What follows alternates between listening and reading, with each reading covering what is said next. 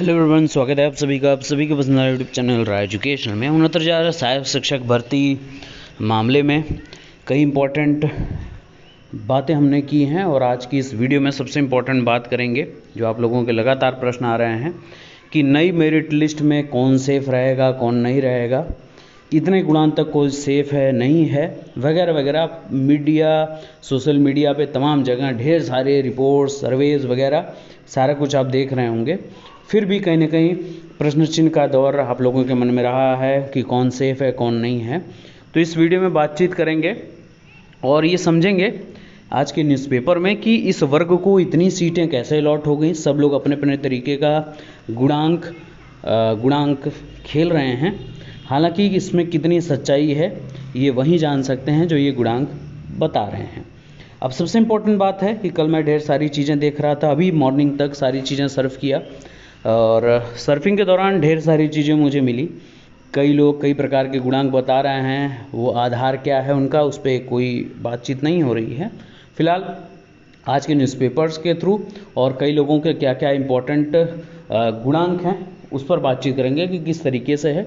और आप लोग अपने कमेंट में बता दीजिएगा जो जिनको लगता है कि मेरा सर इतना स्कोर है और क्या ये सेफ़ है नहीं है, तो उस पर फिर आगे हम बात करेंगे अगली वीडियो में। चलिए स्टार्ट करते हैं आज की वीडियो। तो सबसे पहले जानते हैं जो सबसे इम्पोर्टेंट बात है कि 69,000 शिक्षक भर्ती में 31,000 से ज़्यादा ओबीसी युवा थे चयनित। ओबीसी अभ्यर्थियों के लिए थे सिर्फ 18,000 पद। भाजपा शासन में मिला है 38.41% हिस्सेदारी यानी आरक्षण। अब सबसे इम्पोर्टेंट बात है कि क्या ये सही है कि 38% से भी ज़्यादा आरक्षण मिला हुआ है या सिर्फ और सिर्फ ये एक जुमला है जो न्यूज़पेपर में निकला हुआ है। आइए आगे इस पे समझते हैं। सपा शासन में लोक सेवा आयोग की कुल भर्तियों में मात्र 26% ओबीसी हुए थे चयनित। 69,000 शिक्षक भर्ती में इलाहाबाद हाईकोर्ट के आए हालिया आदेश के बाद सरकारी नौकरियों में आरक्षित वर्ग की हिस्सेदारी को लेकर राजनीतिक आरोप प्रत्यारोप का दौर तेज हो गया है। इस बीच सरकार ने आंकड़ों के हवाले से कहा कि 7.5 साल में हुई सरकारी भर्तियों में न सिर्फ आरक्षण नियमों का पालन हुआ है बल्कि ज़्यादातर भर्तियों में आरक्षित वर्ग के युवाओं का उनकी प्रतिभा से अनारक्षित सीटों पर भी चयन हुआ है। अब बात करते हैं कि 69,000 शिक्षक भर्ती में, तो 69,000 शिक्षक भर्ती में अन्य पिछड़ा वर्ग के 18,000 से अधिक पदों पर भी भर्ती होनी थी। इसके सापेक्ष इस वर्ग के 31,000 से अधिक अभ्यर्थियों का चयन हुआ है। इसमें 18,598 ओबीसी कोटे में तथा 12,630 ओबीसी अभ्यर्थी अनारक्षित श्रेणी में चयनित हुए हैं। अनुसूचित जाति के लिए 14,000 से अधिक पद आरक्षित थे। इस पर अब इन सभी चीज़ों में एससी वर्ग के युवाओं का चयन हुआ ही नियम के अनुरूप मेरिट के आधार पर 1,600 से अधिक अनुसूचित जाति के अभ्यर्थी अनारक्षित श्रेणी में भी चयनित हुए हैं। शेष जो 1133 पद जो खाली थे उसको भी एससी वर्ग के अभ्यर्थियों से भर दिया गया। अब सबसे इम्पोर्टेंट बात ये उठ रहा है कि जहाँ पर जो आरक्षण है 27% का जो आरक्षण है वो बढ़कर कहीं ना कहीं 38.41% अगर उनको इस भर्ती में आरक्षण मिला है तो आरक्षण की कितनी अनदेखी हुई है, इनके जरिए जो न्यूज़पेपर ने ये टैगलाइन बनाई है। अब जो सबसे इम्पोर्टेंट बात है कि आसान नहीं है नए सिरे से मेरिट लिस्ट बनाने की राह। क्यों? क्योंकि फंसे हैं कई पेच, शिक्षा विभाग के अफसर लगे हैं इसको सुलझाने में। अब सबसे इम्पोर्टेंट बात है कि नौकरी और वरिष्ठता पर संकट जिनके है वो कैसे सॉर्ट आउट होगा, ये इंपॉर्टेंट बात है। नए सिरे से मेरिट लिस्ट तैयार करने से सबसे बड़ी मुश्किल ये है कि अनारक्षित वर्ग के और अभ्यर्थियों को मेरिट में जगह मिलती है जब इसी वर्ग के कई चयनित शिक्षकों की नौकरी संकट में आ सकती है।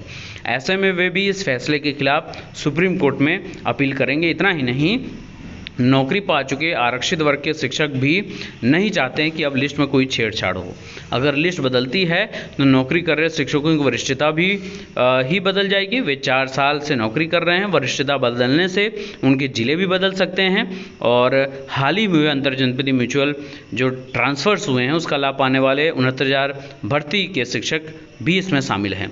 तो वरिष्ठता बदलने पर उनको भी दूसरे ज़िले में जाना पड़ सकता है। यही वजह है कि जो लोग नौकरी पा चुके हैं, नौकरी कर रहे हैं, वे नहीं चाहते कि मेरिट लिस्ट के साथ जो टोटल 67 की लिस्ट है, चयनित लिस्ट के साथ कोई भी छेड़छाड़ हो।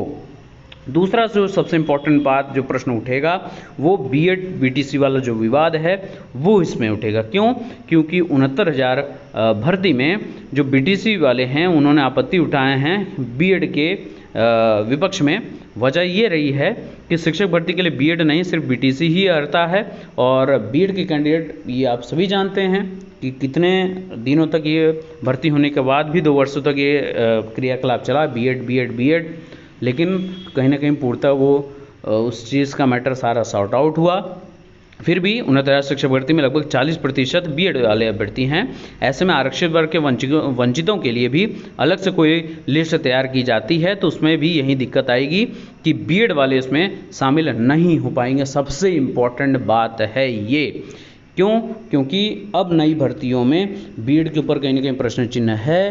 तो नई जब लिस्ट तैयार होगी तो उसमें बीएड कैंडिडेट कैसे शामिल होंगे, ये सबसे बड़ा प्रश्न है।